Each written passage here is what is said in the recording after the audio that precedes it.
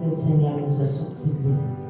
Combien de fois qu'il nous a tendu la main, combien de fois qu'il nous a relevés. Que ce chant, on puisse le chanter de tout notre cœur, réaliser à quel point qu'on est grand Dieu. Et si on est là à travers les tempêtes de la vie, c'est lui qui nous tient. Amen. Amen.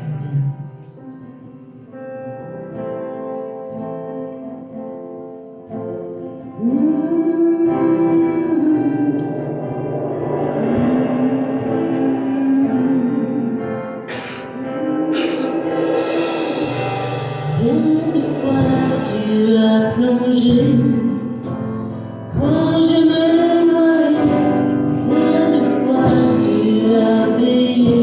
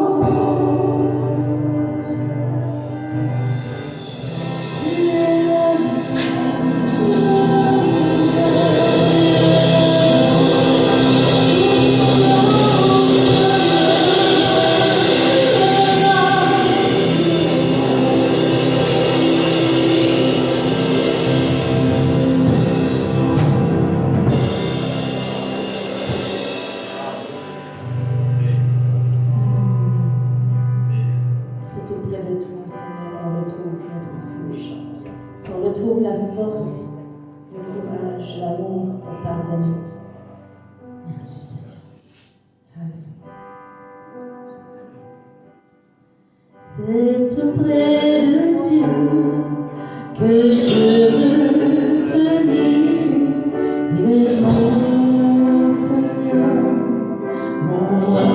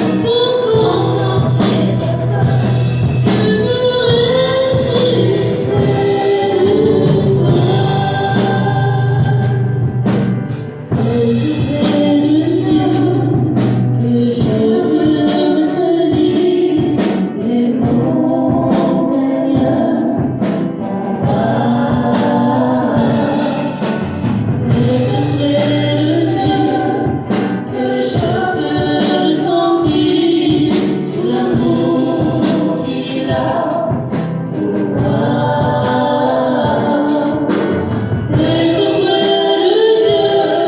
Que je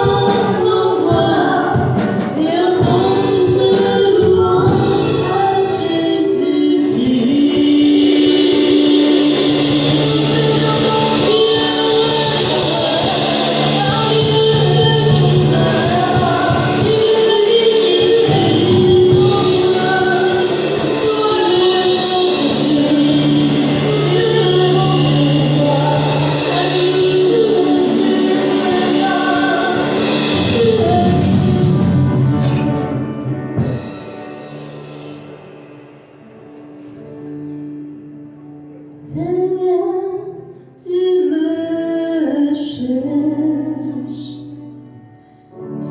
tu me connais,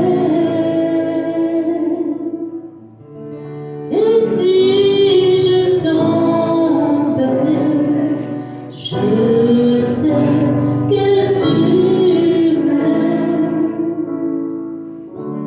Ta sainte présence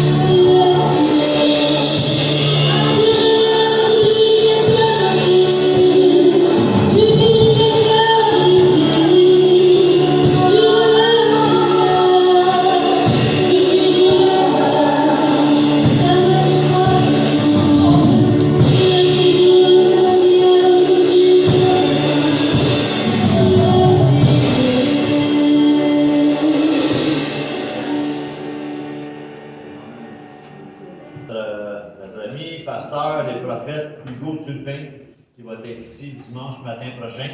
Donc, il y a seulement des belles choses à nous raconter. Il vient d'arriver d'Afrique. Et puis, il nous a appelé cette semaine. On lui a dit que le dimanche prochain, on lui donnerait toute la place nécessaire qu'il peut s'apporter ce que Dieu a placé sur son cœur. Donc, juste le dire aux autres, pour nous dire, vraiment qu'on puisse être nombreux. Vraiment, là, ça va être bénissant dimanche matin prochain. Donc, c'est bénissant aussi quand c'est moi, mais ça va être très bénissant quand ça va être aussi Hugo. Donc, amen. Alléluia. Alors, le message de ce matin, puis je suis content que mon frère ait parlé parce que c'est vraiment. Je ne peux pas avoir une plus belle introduction à mon message que le message qu'Elias vient nous apporter.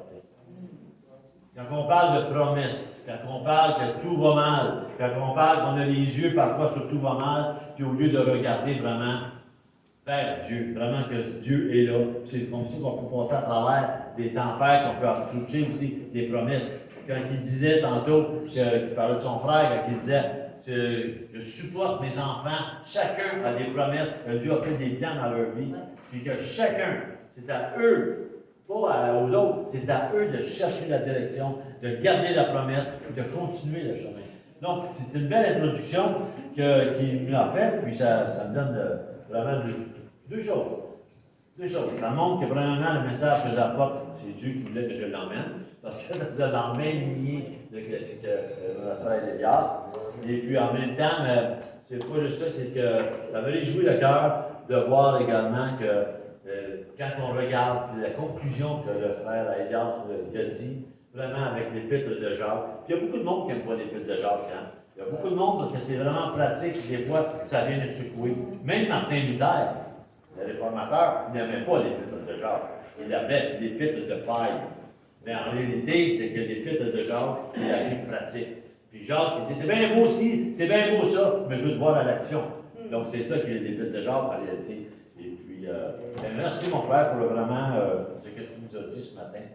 Si vous voulez bien, le titre de mon message ce matin, ta promesse est-elle menacée? Est-ce que Dieu vous a fait une promesse par le passé? Est-ce que Dieu vous a donné des songes par le passé? Est-ce que Dieu vous a parlé par le passé, puis vous avez cru en ça, puis vous avez une promesse que vous gardez, puis en ce moment, il se passe des choses, puis tu te demandes la question, ma promesse est-elle attaquée? Qu'est-ce qui se passe avec ma propre vie? Donc, si vous voulez bien, on va tourner, puis la réponse, ça se passe naturellement dans la parole de Dieu. On va tourner dans le livre de Genèse, le premier livre de la Bible. Pour ceux qui veulent tourner avec moi, on va lire dans le chapitre 15, à partir du verset 1. Ça, c'est un passage de la parole de Dieu qui m'a toujours touché. Parce que ça se passe entre un homme et Dieu. Ça ne se passe pas avec d'autres hommes ou d'autres personnes. Ça se passe entre quelqu'un qui croit en Dieu, puis avec Dieu. Donc, c'est deux personnages qui sont là. Et puis le texte, c'est que c'est quelque chose de grandiose. C'est quelque chose que je me suis toujours attribué, ce texte-là. Je me voyais un peu à la place de cet homme-là, puis avait discuté avec Dieu. Et puis je me vois un peu comme elle m'allait comporter ou quoi que ce soit. Puis ça vient vraiment parler à mon cœur, ce texte-là. J'ai toujours aimé ce texte-là, d'ailleurs, les autres aussi. Mais lui, quand on a des petits coups de cœur, on appelle. Donc, Genèse 15, 1. Après ces événements, la parole de l'Éternel fut adressée à Abraham dans une vision en ces termes. Sois sans crainte, Abraham. Je suis moi-même ton bouclier et ta récompense sera très grande. Abraham répondit, Seigneur éternel, que me donneras-tu? Je m'en vais sans enfant. Et l'héritier de ma maison, c'est Eliezer de Damas. Il ajouta, tu ne m'as pas donné de descendance, et celui qui est né dans ma maison sera mon héritier. Verset 4. Mais l'Éternel lui adressa la parole et dit, ce n'est pas lui qui sera ton héritier, mais bien celui qui sortira de tes entrailles qui sera ton héritier. Il le mena dehors et dit, contemple donc le ciel et compte les étoiles, si tu peux les compter. Il ajouta, telle sera ta descendance. Abraham crut en l'Éternel qui le lui compta comme justice. Il lui dit encore, je suis l'Éternel qui t'a fait sortir d'Our des Chaldéens pour te donner ce pays en possession. Abraham répondit, Seigneur l'Éternel, à quoi le connaîtrai-je que je le posséderai? Il lui dit, prends une génisse de 3 ans, une chèvre de 3 ans, un bélier de 3 ans, une tourterelle, une jeune colombe, pour me les offrir. Il prit tous ces animaux, les coupa par le milieu, il mit chaque moitié l'une vis-à-vis de l'autre, mais il ne partagea pas les oiseaux. Les oiseaux de proie s'abattirent sur les cadavres, et Abraham les chassa. Verset 12. Au coucher du soleil, Abraham fut accablé de sommeil et aussi de frayeur dans l'obscurité profonde. L'Éternel dit à Abraham, sache que tes descendants seront des immigrés dans un pays qui ne sera pas le leur. Ils seront esclaves et on les maltraitera pendant 400 ans. Mais je jugerai la nation dont ils auront été esclaves, et ils sortiront ensuite avec de grands biens. Toi, tu mourras en paix. Tu seras enseveli après une heureuse vieillesse. À la 4e génération, ils reviendront ici, car c'est alors seulement que la déchéance morale des Amoréens aura atteint son comble. Quand le soleil fut couché, l'obscurité devint profonde. Alors une fournaise fumante et des flammes passèrent entre les animaux partagés. En ce jour-là, l'Éternel conclut une alliance avec Abraham en disant, « Je donne ce pays à ta descendance depuis le fleuve d'Égypte jusqu'au grand fleuve, à savoir l'Euphrate, le pays des Kéniens, des Kénisiens, des Cadmonéens, des Hittites, des Phérésiens, des Réphaïm, des Amoréens, des Cananéens, des Gizuriens et des Jébusiens. » Amen. Seigneur, je te remercie pour ta parole ce matin. Seigneur, tu es notre Dieu. Et tu nous instruis par ta parole. Seigneur, il y a un moment dans ce temps, dans la Genèse, qu'il y a eu un moment intime entre Abraham et avec toi. Puis je sais que ce moment intime-là, tu l'as connu avec chacun de nous. Parce que tu n'es pas un Dieu de masse, tu es un Dieu personnel. Quand on t'a donné notre vie, c'est un à un. On t'a donné notre vie à toi. Ce n'était pas une foule qui a donné sa vie, c'était une personne à la fois. Parce que tu es un Dieu qui s'occupe de chaque personne individuelle. Alors, Seigneur, c'est pourquoi je te prie ce matin que l'expérience qu'a eu Abraham, enseigne-nous, Seigneur, qu'est-ce que tu voulais dire par là. Parce que tout cela nous concerne. Parce que nous sommes un à un avec toi. Alors, Père, merci de bénir ta parole. Au nom de Jésus, je te prie. Amen. Amen. Lorsqu'on regarde la parole qui a été dite ce matin dans Genèse, c'est l'histoire d'Abraham. Quand on regarde Abraham dans le temps, puis Abraham, ça veut dire père de multitude de plusieurs, tandis qu'Abraham, ça pleure de petit.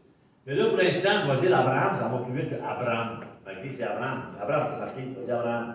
En tout cas, vous comprenez ce que je veux dire. Parce que moi, maintenant, tout le temps Abraham. Et puis, comme j'ai fait là d'ailleurs. Donc, c'est l'histoire d'un homme qu'on dit sa naissance, qui est né d'Our en Chaldée, dans le bout de Babylone. Et puis, qui a suivi son père. Son père est allé, son père, je ne sais pas si c'est Dieu qui a parlé ou c'est lui qui a décidé ça, mais cet homme a suivi son père, puis il a suivi jusqu'à une ville qui s'appelle Haran. Il a vécu là longtemps, même son père il est là. Puis Abraham il était là avec son père et sa mère et toute la famille. Il y avait aussi son neveu Lot qui était avec lui. Donc il y avait une gang qui était là d'une ville Haran. C'est à mi-chemin entre Our de Chaldée, si on veut, Babylone, et avec Jérusalem, c'est à peu près à moitié chemin. Donc, ça dit qu'Abraham, son père, Abraham, il est mort. Et puis, alors qu'il était là, et qu'il vivait quand même bien, parce qu'il était riche quand même, il y avait des troupeaux, il y avait toutes sortes de choses, Dieu a parlé à Abraham.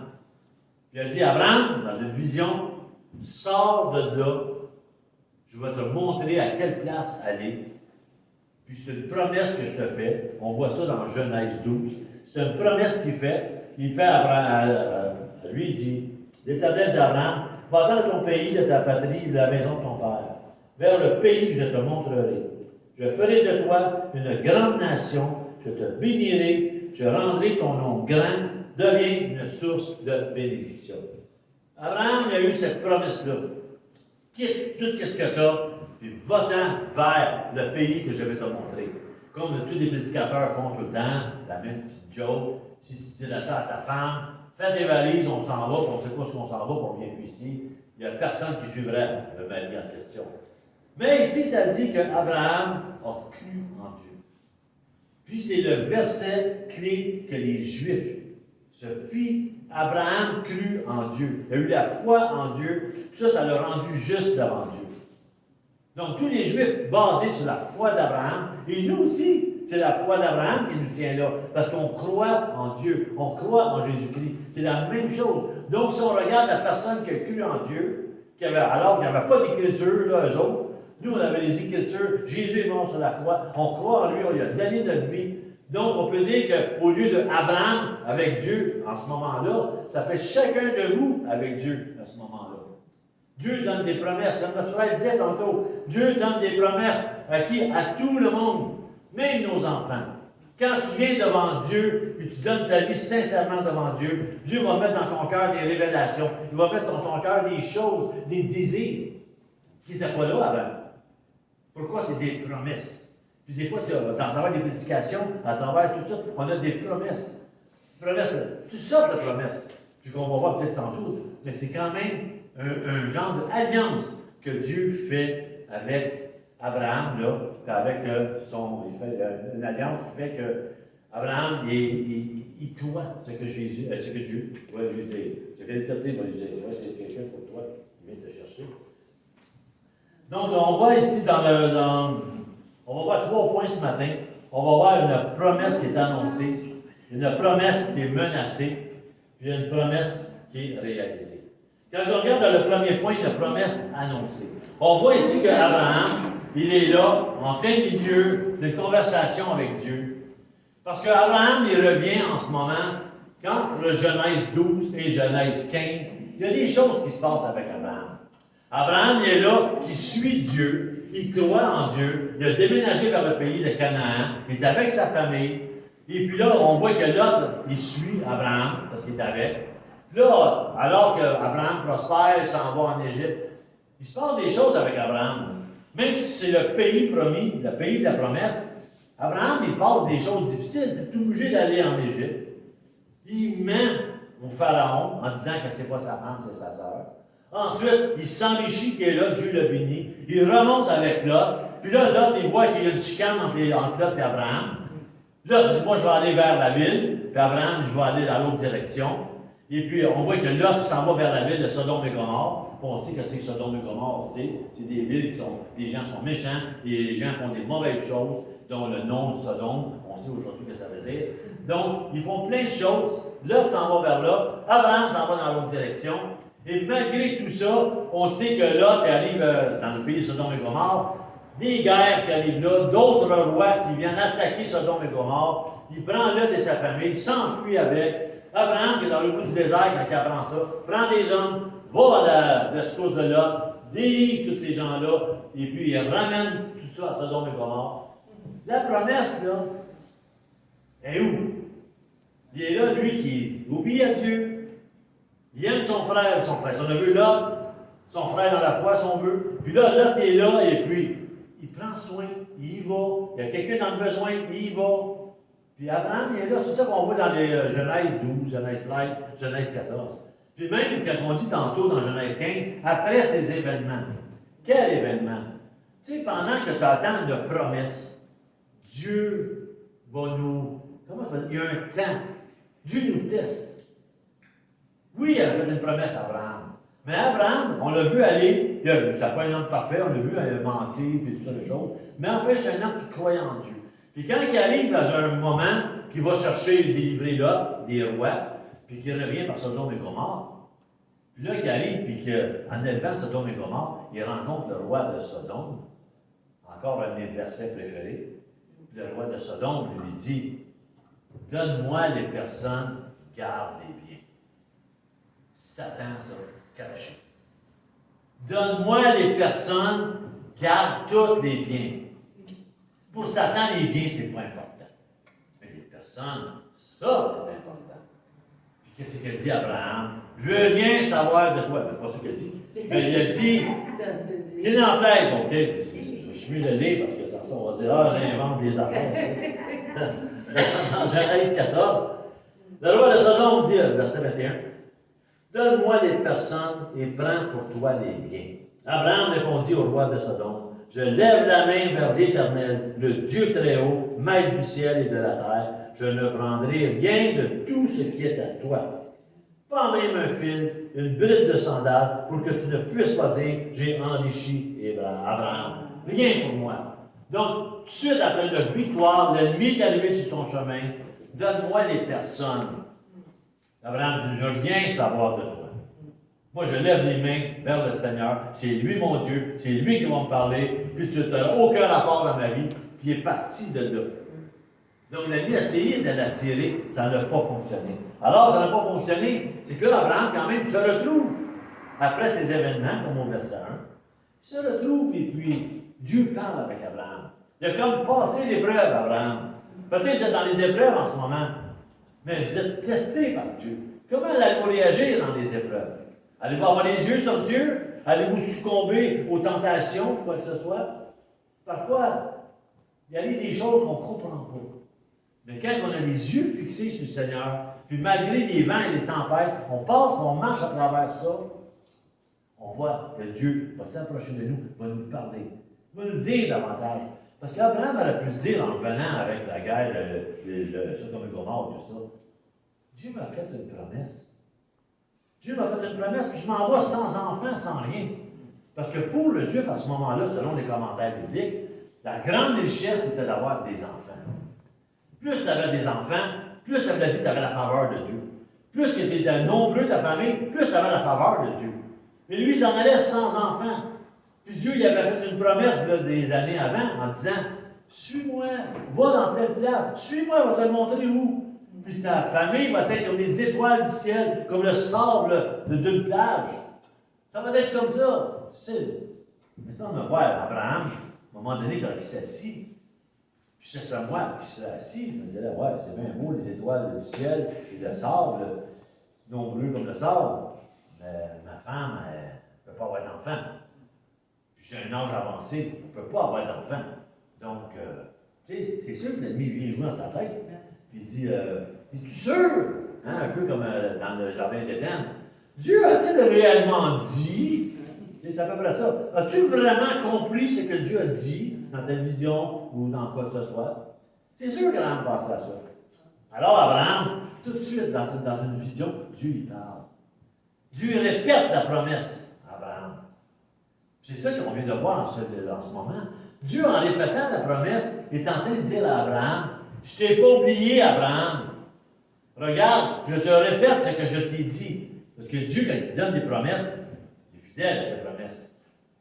Puis il dit, regarde, Abraham, moi, puis l'autre dit des signes. On montre tant des signes, puis Seigneur, des signes, c'est comme, on aime beaucoup Gédéon, nous autres. Un signe pour ci, un signe pour ça. Une de mes filles, je ne sais pas qu'il y a quelque chose. Ah, ça doit être un signe de Dieu. Ça, Dieu est bonne là-dedans. Ça doit être un signe, ça doit être un signe.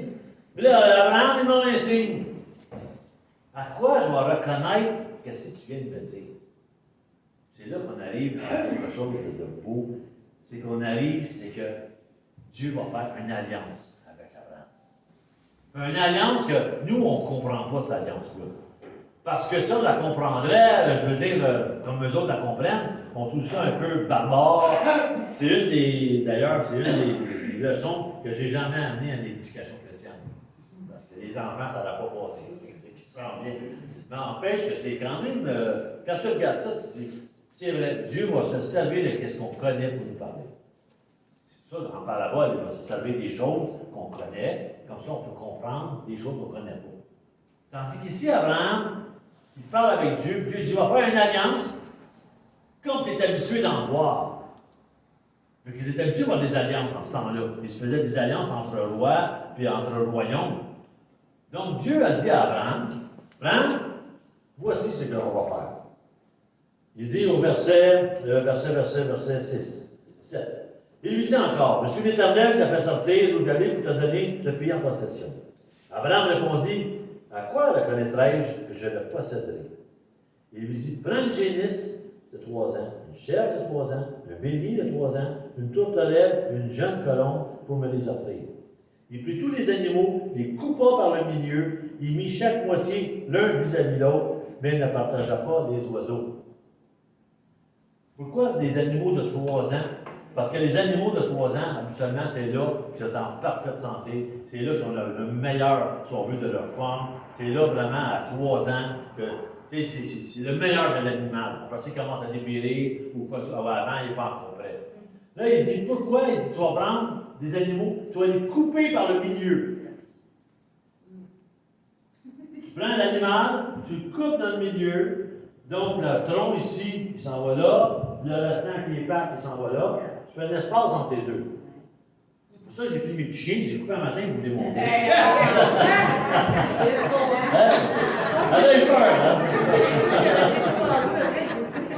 Mais n'empêche que c'est ça, là. Mais je vois Abraham, là, il dit OK, donc il coupe le génisse, après ça, ça prend un bouc, une chèvre, et puis des oiseaux. Les oiseaux, ils ne coupaient pas, par exemple. Les oiseaux, c'était trop petit. Les oiseaux, ils en prenaient habituellement dans l'autre, ils en prenaient deux. Ils mettaient bout à bout les oiseaux. Ça, ils ne coupaient pas, ils faisaient l'alliance. Quand tu regardes ça, tu te dis, c'est bien barbare. Imagine-toi le carnage. Mais tu sais, le gars, là, Abraham, qui prend le couteau, qui coupe ça, là, le sang vole partout. Puis... Tu sais, mais nous, on dit c'est dégueulasse, ça. Mais ça se faisait monnaie courante, ça, là-bas. Ça se faisait entre royaumes, entre rois. Puis ça veut simplement dire que les rois, ils prenaient des animaux comme ça, et puis ils coupaient en deux, ils les séparaient. Puis c'est des promesses, c'est comme un genre de contrat qui se faisait ensemble. Ils disaient simplement, si je ne respecte pas la promesse, j'accepte de devenir comme eux. Ça veut dire que si je ne fais pas ma promesse, que si je dis maintenant aujourd'hui, j'accepte d'être comme eux. Autrement dit, d'être éventré, d'être tué. Puis là, après ça, le roi il passait entre les animaux. Puis l'autre roi passait entre les animaux. Comme ça, les deux avaient fait un pacte. Puis ce pacte-là faisait qu'ils pouvaient, comment je pourrais dire, avoir une alliance. Puis les deux acceptaient que s'ils ne respectaient pas l'alliance, ça fait à mourir. Je vous jure que si ça serait encore comme ça aujourd'hui, on n'aurait pas besoin du COVID pour tuer des personnes. Il n'y aurait pas grand monde. Il n'y aurait pas grand monde. Donc pourquoi que Dieu demande certains animaux en particulier? Quand on va dans le Lévitique, on ne lira pas le Lévitique complet parce qu'on sait que c'est beaucoup de choses sacrificielles, tout ça. Mais dans le Lévitique, quand on va dans le 5-6, Lévitique 5-6, ça nous dit il présentera à cause de la culpabilité envers l'Éternel pour le péché qu'il a commis une femelle de menu détail, une brebis ou une chèvre, comme sacrifice pour le péché, et le sacrifice il fera l'expiation de son péché. Donc lui ici il dit, en ce moment, pour un péché quelconque, tu prendras la femelle, si c'est une chèvre. Un petit peu plus loin, on va dans verset 7, ça nous dit, s'il n'a pas en main quoi se procurer une pièce de menu bétail, il offrira à l'Éternel pour le péché dont il s'est rendu coupable 2 tourterelles et 2 jeunes pigeons. L'un comme victime pour le péché, l'autre comme holocauste. Donc, si tu n'as pas les gros animaux, tu as avec des oiseaux, tu en prends 2. Tu les mets bout à bout, nez à nez, si on veut, puis ils sont trop petits. Un qui va servir pour le péché, puis un pour l'holocauste. Ça veut dire un pour te faire pardonner de ton péché, puis un pour l'offrir en sacrifice devant Dieu. Mais ici, dans la promesse, c'est un oiseau qui demande. Soit une tourterelle ou soit une colombe. On sait que le colombe fait partie des pigeons, donc c'était soit 2 pigeons ou quoi que ce soit. Donc ça arrive, pourquoi? Un pour le péché, un pour l'holocauste à Dieu. Mais là, ici, il y a une promesse qui se fait entre Dieu. Dieu ne peut pas s'offrir un animal à lui-même. Mais par contre, le péché est là. Donc c'est pour ça que lui, il y a tous les animaux. J'ai marqué ici juste quelques pages. On a aussi 5,22 qui était un sacrifice pour un bélier qui était de 3 ans, qui était vraiment sans défaut, sans rien. Donc ceux qui faisaient des faux serments, ceux qui faisaient des vols, des mensonges, des extorsions, il fallait qu'ils prennent un bélier de 3 ans, puis qu'il offrait à Dieu en holocauste. Ou encore, il y avait aussi une génisse, c'est un genre de vache rousse, qui faisait encore que ça, avec, la vache rousse, c'était, puis là, j'ai entendu entre les branches, quand tu écoutes des Mario Masticotte et tout ça, tu apprends la vache rousse pour le sacrifice dans le temple. Il n'y en avait pas un temps, mais maintenant, ils sont en train d'en cultiver, puis ils sont presque prêts. C'est là ce qu'on a entendu dire. Parce qu'avant, il y avait des poils pas de bonne couleur, mais là, il paraît que ça a l'air d'allure. Donc, cette vache rousse-là, cette génisse-là, elle servait que tu l'emmenais, mettons, tu avais cette vache-là, tu la mettais en dehors de Jérusalem, en dehors du camp. Puis là, tu la faisais brûler vivante, avec les toutes, sans la vider. Tu la faisais brûler au complet, tu l'écochais, tu la faisais brûler. Et puis tu mettais aussi de l'hysope, du bois, puis tout ça, de choses que tu mettais par-dessus. Puis avec les cendres de ça, parce qu'il avait été offert à Dieu, il mélangeait les cendres avec de l'eau. Puis Puis si à l'hiver, tu étais impur, mais tu te mettais ça par-dessus toi, puis ça te rendait pur. Donc, ça, c'était la génisse, c'était ce qu'il demandait dans ce temps-là. Imaginez-vous un peu qu'est-ce qu'il y a d'air, là, des beaux moineaux, quand ils étaient tout beurrés de cendre et tout ça. Et tout ça, c'était pour montrer aux gens qu'il y a une génisse qui est périe pour ça. Puis avec ça, tu pouvais le purifier. Vous le lirez dans Lévitique 5:22, je pense que c'est ça. Vous allez voir que tous les sacrifices, en tout cas les animaux qui sont là, avec Abraham, il y a une signification. Signification, c'est que tous les sacrifices, les péchés, tout ça, sont là pour offrir à Dieu pour le pardon des péchés. Donc, Dieu fait un genre d'alliance avec Abraham pour lui dire, Abraham, je t'ai fait une promesse, si je ne respecte pas ma promesse, j'accepte, moi, de mourir pour ces animaux-là. On sait que Dieu ne peut pas, comment je pourrais dire, pas faire sa promesse, il est Dieu. Dieu sait que lui va respecter la promesse. Mais il sait que l'homme, lui, par exemple, ne respectera pas la promesse. Donc, c'est pour ça que quand on regarde le sacrifice que Jésus a fait à la croix, c'est ça qu'il a fait avec nous. Que lui a fait la promesse qu'à travers Jésus. Mais c'est pas, nous, on ne peut pas faire cette promesse-là.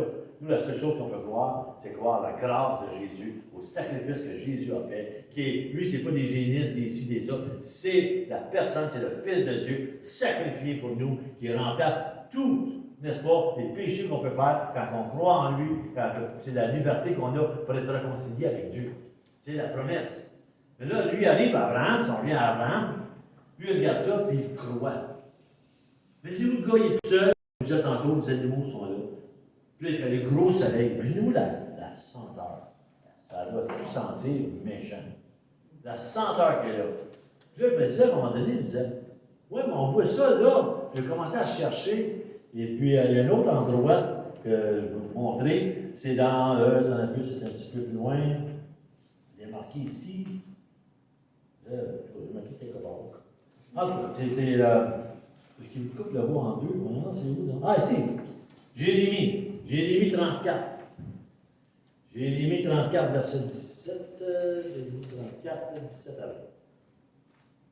20. Jérémie 34, 17 à 20. Quand on dit que ben, c'est pas juste là qui est arrivé. Regardez. C'est pourquoi ainsi par l'Éternel.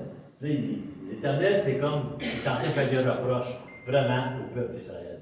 Puis il est en train de dire ici, dans ce texte-là, regardez, après, quand un esclave, mettons, tu deviens un esclave d'un juif pour quelque raison que ce soit, et puis que tu travailles pour lui pendant 6 ans, la 7e année, tu es supposé être libéré. C'est ça que Dieu a demandé. Il va te travailler pendant 6 ans, mais la 7e année, tu le libères. Puis là, qu'est-ce qu'ils ont fait, les Juifs? C'est OK, parfait. Donc, ils ont libéré. Puis après ça, ils sont revenus sur la parole. Non, on ne les libère pas. On reprend nos esclaves. Puis on peut écouter ce que Dieu a demandé.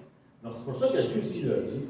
C'est pourquoi, ainsi par l'Éternel, vous ne m'avez pas obéi en proclamant l'affranchissement chacun de son frère, chacun de son prochain. Voici, je proclame contre vous l'affranchissement de l'épée, de la peste, de la famine, et je vous rendrai un objet de terreur pour tous les royaumes de la terre.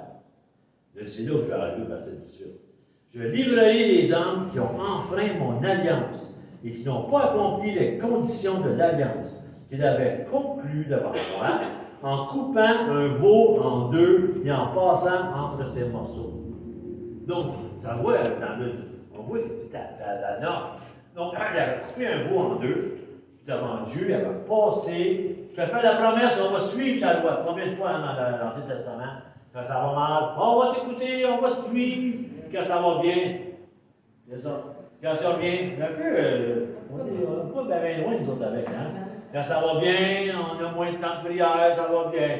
Mais quand ça va mal, ah ben là, hein, on prie davantage, on appelle tout le monde prier avec moi. Mais quand ça va bien, habituellement, hop, ça diminue tranquillement. C'est pour ça que, comme disait notre frère tantôt, quand tu vois des choses comme elle avait là-bas, de zèle au sou, puis tu es vraiment démuni quand tu ne travailles pas, tu ne manges même pas. Je pense que les gens, dans ce cas-là, ils avaient vraiment les genoux usés à prier le Seigneur, puis le Seigneur leur a répondu. Donc, c'est pour ça qu'on dit que faire attention, quand des fois on dit à Dieu, faire des promesses. Mon père, c'était pas un homme, comment je peux dire, très, très religieux, mais il croyait quand même à Dieu. Et puis, il nous forçait souvent à aller à l'église. Lui, il n'a pas, là, mais il nous forçait quand même à aller à l'église. Mais je peux comprendre qu'il en voulait un peu à l'église, parce que des fois, il est arrivé des choses à la famille, ici, ça. Mais je me rappelle, quand on était jeune, ma mère m'a raconté ça, qu'un jour, il avait fait une promesse. Il y avait une de mes sœurs, justement, je pense que c'est Nicole. C'est Nicole, moi, je l'appelle mon bébé sœur, elle a 58 ans. Mais elle a eu une grosse maladie à un moment donné, je ne me rappelle pas c'était quoi.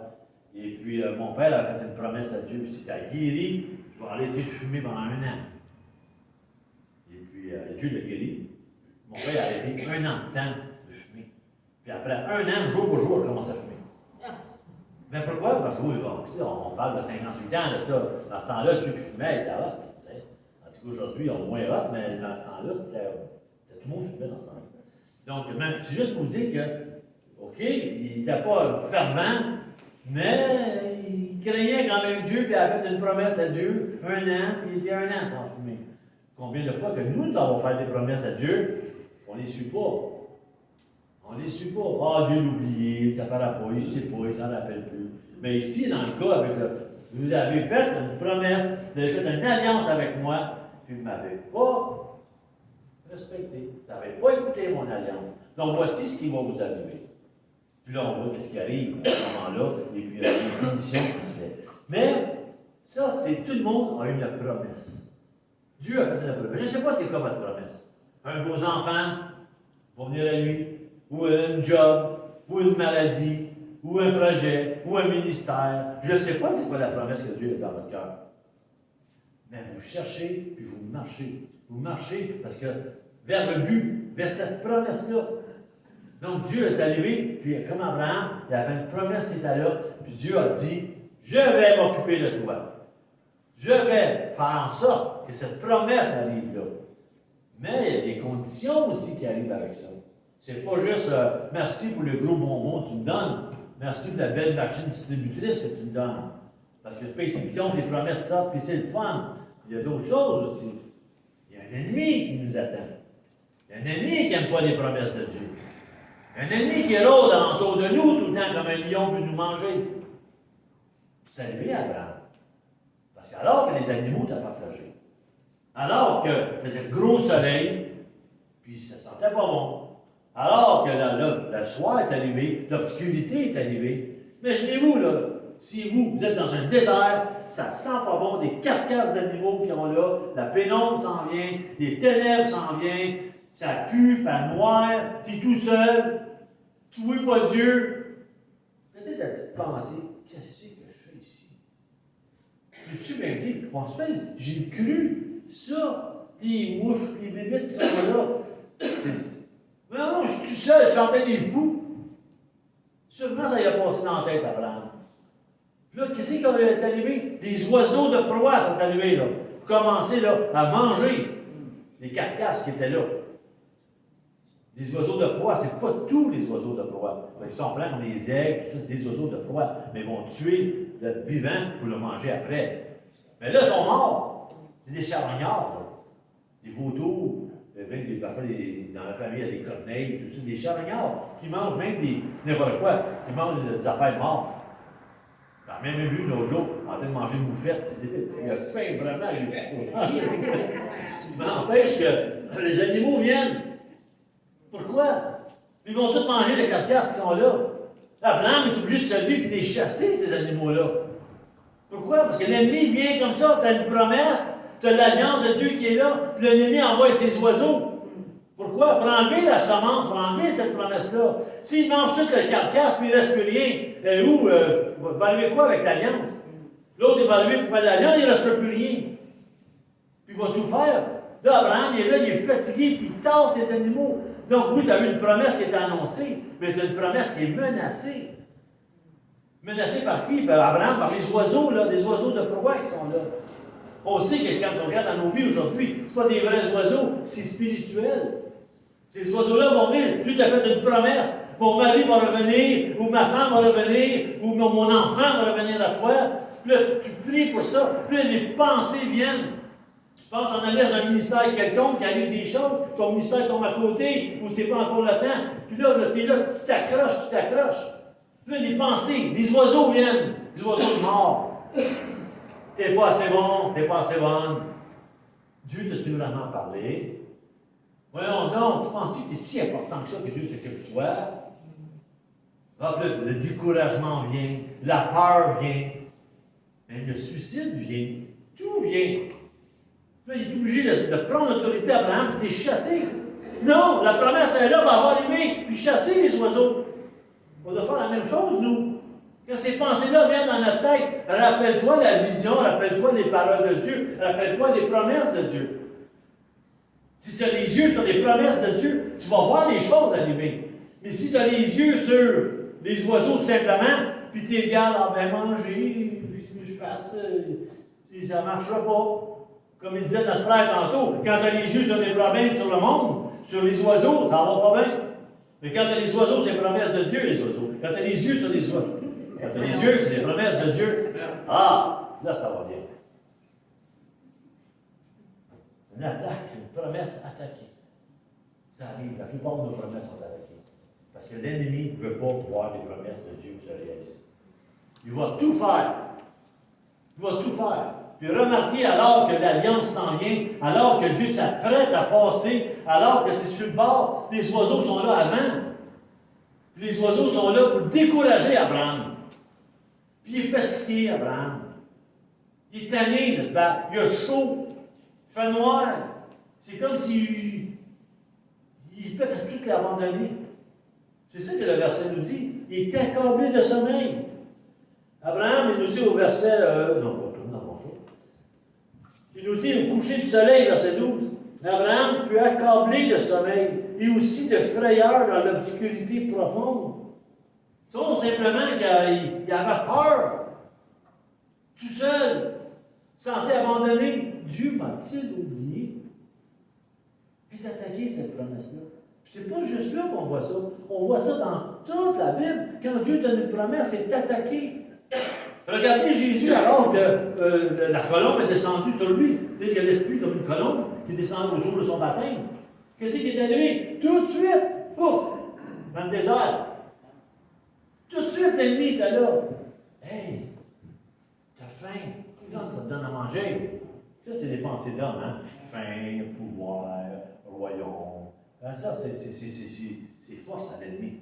Si tu as faim, on te donne, c'est Pierre, on va donner du pain. Après ça, regarde, jette-toi, le suicide. Jette-toi en bas du temple. Jette-toi en bas du temple. Les anges vont venir te secourir. Ou encore, si tu fais ça, prosterne-toi devant moi, les royaumes vont t'appartenir. Jésus était tenté avec. La promesse était là. Puis tout de suite, l'ennemi est arrivé avec ses oiseaux de malheur, qui est arrivé avec plein de choses, ils mettent dans la tête. Mais on sait que Jésus, tout de suite, il avait la réponse avec la parole de Dieu. Paf, paf, paf, paf. C'est que l'ennemi s'est en allé. Il n'avait plus rien à faire. Même Jésus, quand il est arrivé, puis il a parlé, puis il a commencé à parler sur la parabole du sommeur. J'avais dit qu'on pouvait y aller, on n'y aurait pas ce matin, le temps avance. Mais la parabole du sommeur, quand il a dit un sommeur est parti, puis il a mis la semence, c'est quoi le premier point? Le premier point. Un sommeur s'est mis pour semer, puis aussitôt que la semence est tombée à terre, les oiseaux sont venus la manger. Après ça, il y a eu des épines, après ça, mais je parle, la première chose, les oiseaux. Dieu vous a fait une promesse, laissez-moi vous dire que vous allez avoir des oiseaux après vous. Vous allez avoir ces idées-là, des oiseaux, des anges sataniques avec... c'est moi, je les vois, ils vont être après vous. Parce que plus que la promesse de Dieu est là, plus la gloire de Dieu est là, plus que l'ennemi, il y a un python en enfer.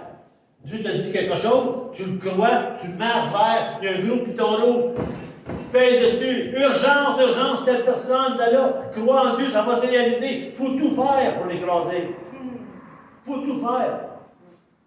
C'est pour ça que Jésus dit, ayez les yeux sur moi. Qu'est-ce qu'il dit en haut? Je suis ton bouclier. Ton bouclier. Vous allez en avoir des flèches. Puis ceux qui n'ont pas de flèches, ça me dit, vous, mais je suis vraiment dans la volonté de Dieu. Vous allez en avoir des flèches, tout le monde. Pas les mêmes, toutes des différentes. Mais on va avoir des épreuves. Puis comme disait notre frère ce matin, comme Jacques disait, à travers toutes les épreuves, les yeux sur Dieu, puis Regardez, on est heureux parce qu'on sert le Dieu, le roi des rois. Il y a un pasteur qui était même content quand il y avait des épreuves. Moi, je ne suis pas rendu là, c'est pour vous dire ça. Là. Mais lui, il était content. Lui, il était content. Puis il disait, ah, j'ai hâte de voir comment Dieu va me sortir de là. Ou encore un autre qui disait, hey, pasteur, ta maison, elle a brûlé. Pas grave. C'est la maison de Dieu, c'est pas la mienne. On va m'en donner un autre. Tu sais, je ne suis pas rendu là encore. Mais n'empêche que c'est ça. Quand quelqu'un marche, regardez les grands ministères à travers le monde. Il y a tout le temps des épreuves incroyables. Le monde écrit des livres, le monde. Pourquoi? Parce que, regardez David Wilkerson, quand il est arrivé avec Nicky Cruz, tout ça. Tout le monde dit, waouh, un beau livre, wow, Nicky Cruz, right? Mais imaginez-vous les moments que David a passé avec des gangs de rue qui ne passaient pas de se faire tuer, des menaces de mort, tout ça. C'est des épreuves, ça. Il fallait que David Wilkerson c'est fort, pour garder les yeux vers Dieu et dire, au nom de Jésus. Il fallait que c'est fort faire ça.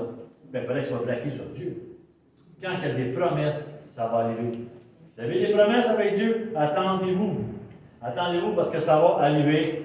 Et puis, veut pas, ça va faire parfois mal. Mais, même si la promesse est attaquée, il y a tout le temps quelque chose de bien qui s'en vient parce qu'elle va être réalisée. On va dans notre autre point. Quand d'habitude, le soir, alors qu'Abraham a peur, tout ça, ça dit une fournaise. C'est comme de feu qui a passé entre les animaux partagés. Mais ça n'a pas permis qu'Abraham passe, lui, à travers les animaux partagés. C'est juste Dieu qui a fait la promesse ici. Abraham ne pouvait pas faire la promesse. Parce que Dieu le sait que l'homme ne peut pas par lui-même promettre des choses. On manque toujours le but. On est toujours dans le péché, on manque le but. Puis encore là, le monde parfois dit, ben moi je fais rien de mal. Ah, erreur! Il y a deux sens à pécher. Un des mots, c'est asébia. Ça, c'est vrai. Transgression, péché. Tu as tué quelqu'un, tu as volé quelqu'un, tu mens. Ça, c'est asébia, c'est un péché. Transgression. Mais l'autre mot significateur du péché, c'est amartia. Amartia, ça veut dire manquer le but. Ça veut dire, c'est comme tu joues au jeu de fléchettes, puis tu as un tableau, puis tu lances des fléchettes. Le but, c'est de toucher les fléchettes. Là-bas, tu as touché le tableau. Mais si tu vises par là, tu manques le but complètement. Puis ça, c'est une autre partie. Dieu a créé l'homme pour avoir une communication avec lui. C'est pour ça que Dieu a créé l'homme. Pour qu'on puisse communiquer. Dieu nous aime, il veut communiquer. Comme un père avec ses enfants, c'est ça qu'il veut. Puis à cause du péché dans le jardin d'Éden, l'homme est séparé de Dieu. Dieu fait tout pour le ramener à lui. C'est le but de Dieu. Mais ceux qui disent, j'en veux pas de Dieu, je veux rien savoir de Dieu, ou Dieu n'est pas important, comme nos sociétés qu'on voit aujourd'hui, que Dieu c'est le dernier en bas, mais la société dans les gens est en train de manquer le but que Dieu avait fixé. Ça, c'est un péché. Tu peux être la meilleure personne, aider le monde, faire tout ce que tu veux. Tu peux être celui qui donne tout son argent. Tu peux être celui qui aide tout le monde à traverser les rues. Tu fais tout, là. Vraiment, tu pardonnes à tout le monde et tout. Tu es une bonne personne. Mais si tu te fous de Dieu, c'est un péché qui est impardonnable. C'est ça que là, Abraham n'était pas capable de faire traverser entre les deux. Tu n'es pas capable de donner la promesse. Puis Dieu le savait. Seulement qu'un ange leur a péché à Abraham, tout ne se passe pas là. C'est Dieu qui a fait la promesse. Alors qu'il fait cette promesse-là réalisée, vous savez, puis là, Dieu a passé dit à Abraham, puis encore là, je fais une alliance avec toi, la promesse va arriver parce que j'ai passé ça, mais voici quelques petites choses, des petits détails du contrat. Le petit détail, c'est, on voit ça au verset 13. L'Éternel dit à Abraham, sache que tes descendants seront des immigrés dans un pays qui ne sera pas le leur, ils seront esclaves, on les maltraitera pendant 400 ans. Mais je jugerai la nation dont ils auront été esclaves, et sortiront ensuite avec de grands biens. Toi, tu mourras en paix. À la 4e génération, ils reviendront ici, c'est alors seulement que la déchéance des Amoréens sera atteint son comble. Quand le soleil est couché, l'obscurité devient plus profonde.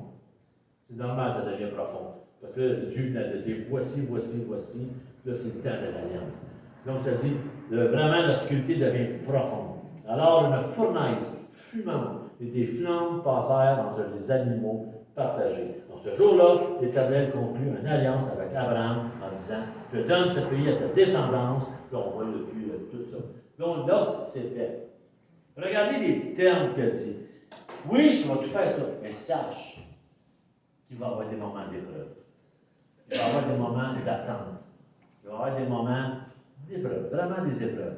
Puis là, on sait que dans la parole de Dieu, le chiffre 40, c'est un chiffre qui veut dire épreuve. Quand Jésus est allé dans le désert pendant 40 jours, le cerf a essayé de le tenter. Quand Moïse est parti et s'est sauvé après avoir tué l'Égyptien, 40 ans, ça a pris avant qu'il revienne. Quand Moïse est monté sur la montagne, il était là pendant 40 jours et 40 nuits. Il y a beaucoup de 40. Regardez dans vos concordances, le chiffre 40, il y a beaucoup de place. 40, 40, 40. Ici, Dieu est en train de dire à Abraham, c'est sûr qu'il va y avoir des épreuves. Tu ne t'assis pas sur ton steak et tu attends la promesse. Il va arriver des affaires. Il va arriver des épreuves dans la vie. Puis une, entre autres, 400 ans. Autrement dit, moi, dans ma tête, 10 fois 40 ans. C'est long, ça. Ça veut dire 10 fois les épreuves. On a vu que le peuple allait en Égypte pendant 400 ans, on était là. Ils ont crié à Dieu. Puis après ça, Dieu les a sortis. Puis là, en 40 ans au désert, un autre temps d'épreuve au désert. Donc, ça se peut des fois qu'on soit épreuve par les épreuves. Ça arrive. On soit épreuve par les épreuves. Mais chose qui est sûre, on est dans le temps de Dieu. Dieu nous permet ces épreuves-là, comme il disait notre frère le matin, comme tu as une belle introduction qu'il a faite d'ailleurs. Vraiment, un temps d'épreuve pour nous former. Dieu est en train de nous former en question, pour nous donner la promesse qu'il nous a donnée. Puis ça prend un temps. Je sais qu'on aimerait mieux être comme aujourd'hui, assis, c'est rapide, on pêche un piton, tout arrive, on ne cherche même plus dans le dictionnaire, on sort de notre téléphone, on va là-dessus, c'est facile. On ne fait même plus à manger, les cuisines sont propres maintenant. Hein? On ne fait même plus à manger. Plus de la farine partout avec des tapes. Non, non, tu vas l'acheter au IGA, puis c'est tout propre, tout fait. Jamais les cuisines ont été aussi propres. Mais aussi, jamais le monde ne savait plus faire à manger non plus comme avant.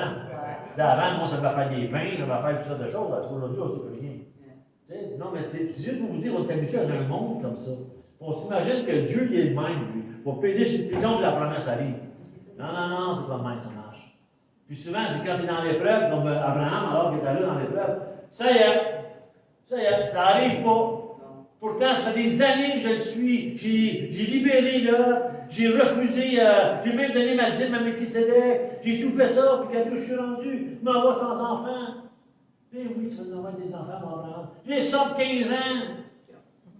Ma femme est stérile. Oui, mais tu vas en avoir des enfants. Oh non, donc. OK, prouve-moi-les. Puis là, le Seigneur fait ça de même. Alors qu'il fait ça comme ça, tu vois que. Puis ça arrive, on sait l'histoire que ça va arriver, qu'il va y avoir des enfants de la promesse.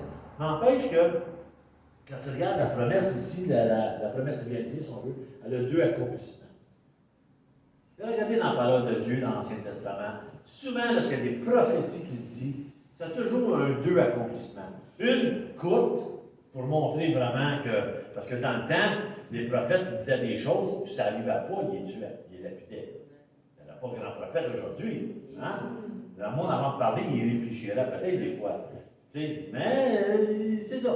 Tu disais, mettons telle chose, ça n'arrivait pas, on va te lapider, on va te tuer. Tu n'es pas de Dieu. Donc, la première promesse, c'est le premier sens, si on veut, il fallait que ça arrive là. Ensuite, il y en avait une deuxième qui était le plein accomplissement, mais ça, c'est beaucoup plus loin. Donc, on le voit dans plusieurs places dans l'Ancien Testament, une chose qui dit, une prophétie qui dit que ça arrive maintenant, mais une autre, plus grosse, immense, vraiment, qui arrive à la fin. Puis ça ressemble un peu à ça ici. Parce que là, il dit, voici, il parle de, regarde, le peuple, les Israélites, vont être prisonniers pendant 400 ans. Ça veut dire un long moment d'épreuve. Puis il dit, après ça, il dit, qu'est-ce qui va arriver? C'est que pendant ces temps-là, ils vont être maltraités. Puis après ça, il va les sortir de là. Puis après ça, il va les sortir de là. C'est qu'ils vont revenir à moi, mais tu vas avoir la paix pendant ce temps-là. Mais ensuite, tu vas avoir la grande paix. C'est ça qu'il est en train de dire. C'est un genre de prophétie que Dieu dit à Abraham. Puis c'est arrivé. Parce que si on regarde, Abraham a une grande famille, puis Abraham, oui, c'est vrai qu'il s'est arrivé en Égypte, puis oui, c'est vrai qu'il a sorti de là, oui, c'est vrai qu'il y a eu des épreuves, puis c'est vrai que Dieu était avec eux, et tout ça. Puis c'est vrai qu'Abraham est mort en paix. Mais si on regarde cette prophétie-là, on la met plus loin, c'est qui Israélite? C'est ceux qui croient en Dieu. C'est Abraham. Ceux qui ont cru en Dieu, c'est ses descendants à lui. Donc, quand on regarde plus loin dans la promesse, on voit que dans le temps c'est qui les descendants? C'est nous tous. On est des descendants d'Abraham. Paul va dire, on est des descendants d'Abraham, pas juste les Juifs. Parce que Paul disait dans Hébreu, que je disais cette semaine, il y en a qui s'appellent Juifs, mais ils ne sont pas Juifs. Pourquoi? Parce qu'il disait, il y en a qui s'appellent, exemple, chrétiens, mais ils ne sont pas chrétiens. Pourquoi? Parce qu'un chrétien, il y a des choses, des fruits, toutes sortes de choses. Il y en a qui se le disent, mais ils ne le font pas. Mais ceux qui suivent la foi d'Abraham, qu'on croit en Jésus-Christ, avec la même foi qu'Abraham, on devient ses enfants. Donc, on est des descendants de la foi d'Abraham. Après ça, ça nous dit que notre royaume n'est pas de ce monde. Il dit, selon immigrants. Nous sommes des immigrants. Nous ne sommes pas dans notre pays ici. Ça n'appartient pas à notre pays ici. Ça appartient à l'ennemi. On est là en immigrant, en attendant. On est les descendants d'Abraham qui vivent ici en attendant quoi? Que le Seigneur vienne nous chercher, qu'il y ait un jugement qui se passe. Puis comme il dit en parole, il va y avoir un jugement, ils vont revenir à moi, ou sur la montagne de Sion, la rencontre avec Dieu face à face.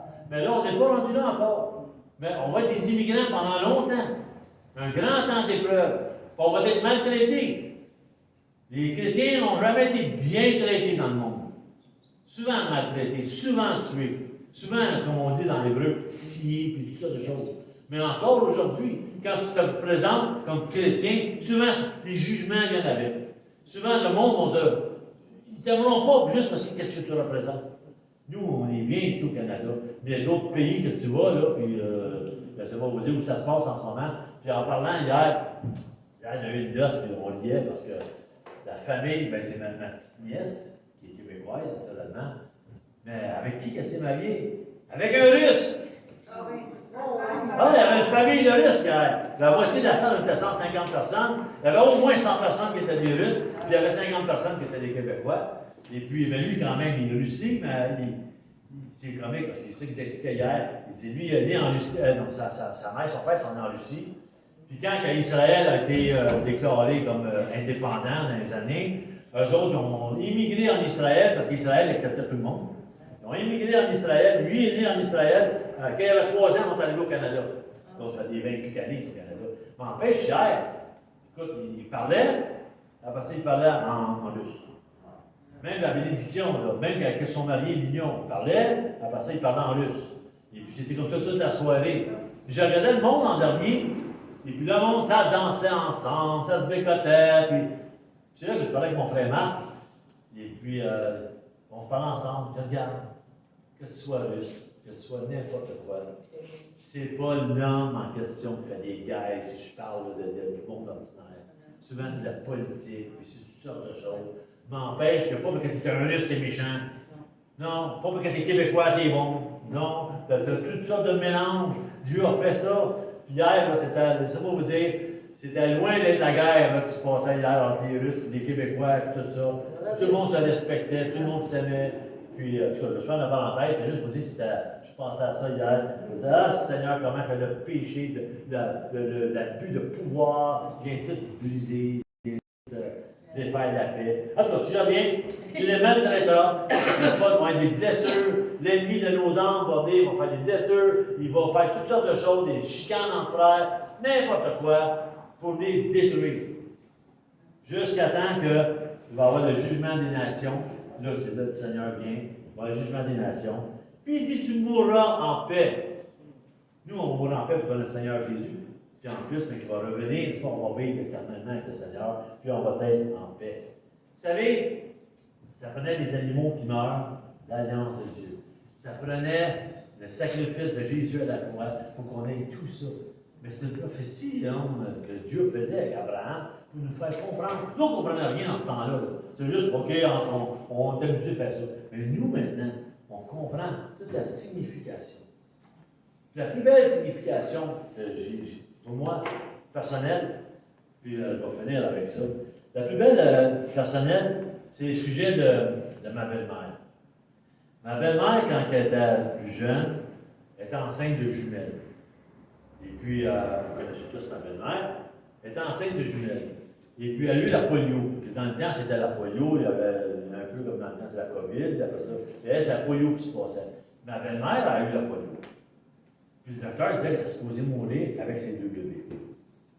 Puis à un moment donné, en quelques mois, oups, la polio est partie. La polio est partie, puis là, ma belle-mère, elle a accouché. Puis la plus belle petite fille au monde. Elle ne pouvait pas mourir parce que Dieu me l'avait réservé. Ça ouais. Puis elle ne savait pas dans le temps. Elle est venue au monde, ma belle-mère était échappée de la polio. Une semaine après, ma belle-mère, j'ai encore des contractions. Ben oui, on vient d'accoucher la semaine passée. Non, encore des contractions. Puis elle l'a rentrée à l'hôpital, et puis on sortit le bébé mort. Le bébé avait arrêté d'évoluer, sa jumelle, il avait quelques mois. Vraiment pas. Qu'est-ce qui est arrivé, le docteur a expliqué, c'est que la polio, tout le monde est supposé mourir. Qu'est-ce qui est arrivé, c'est que le petit bébé, sa sœur, à elle, a tout pris la polio pour elle. Elle était dans un sac séparé. Puis en ayant fait ça, elle a gardé la maladie pour elle. Puis ma belle-mère et ma femme ont pu être sauvées.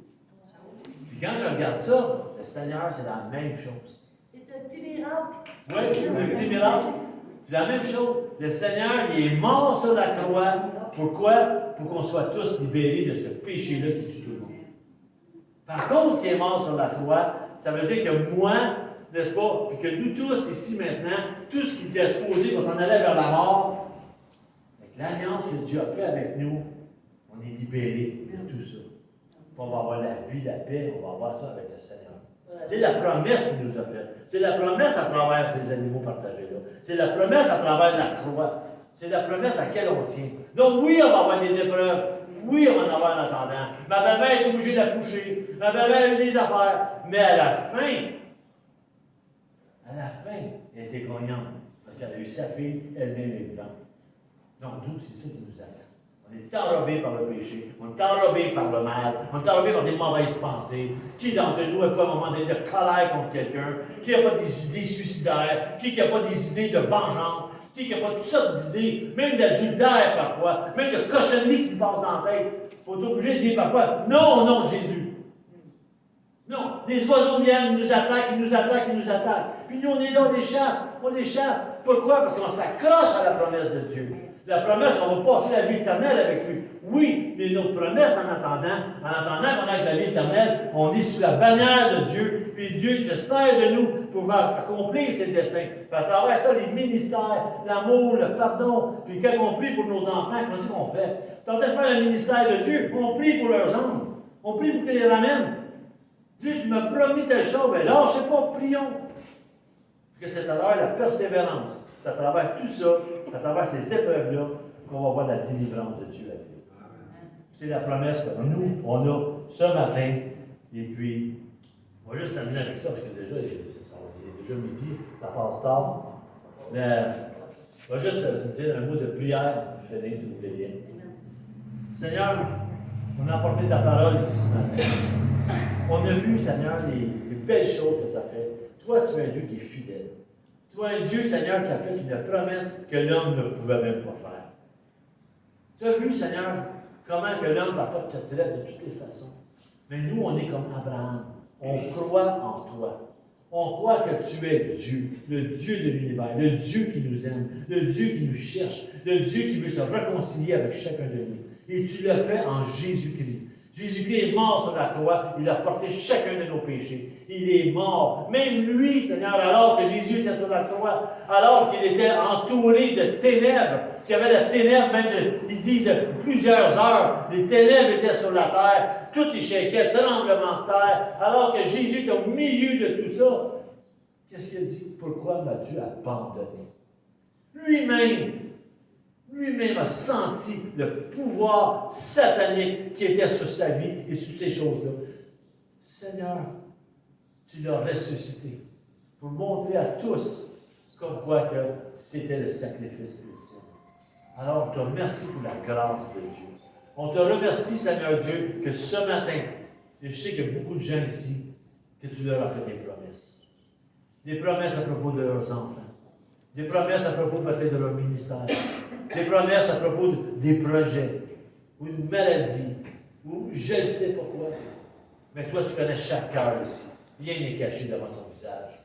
Alors, Seigneur, je te demande, Seigneur, que tu puisses vraiment leur donner de la force, leur donner du courage de continuer le combat, de chasser ces oiseaux-là qui sont après eux autres, qui viennent avec toutes sortes de raisons qui abandonnent. Mais Seigneur, donne-leur tout ce qu'ils ont besoin. Parce que comme on l'a dit ce matin, Seigneur, chaque personne ici doit lutter pour sa propre promesse. Puis Seigneur, je sais, Seigneur, qu'en gardant les yeux sur toi, Seigneur, tu vas planer les sentiers. Oui, on va en avoir des épreuves. Oui, on va en avoir des choses. Mais Seigneur, la fin sera heureuse à celui qui croit. Alors, Seigneur, ce matin, je te remets ton peuple entre tes mains. Je te demande de le bénir. Je te demande de lui parler en vision, en songe. Seigneur, rends-les inébranlables, Seigneur, afin qu'ils puissent vraiment entrer dans tes parvis un jour avec, Seigneur, gratitude, avec, Seigneur, des bons soldats qui sont rentrés à la maison. Alors, Seigneur, je te prie pour chaque personne ici, bénis-les. Bénis-les, Père. C'est au nom de Jésus que je te prie. Amen. Amen. Soyez bénis. Saluez-vous avant de partir. On a le droit, là, de donner la main. On a le droit. On prendra du savon en sortant.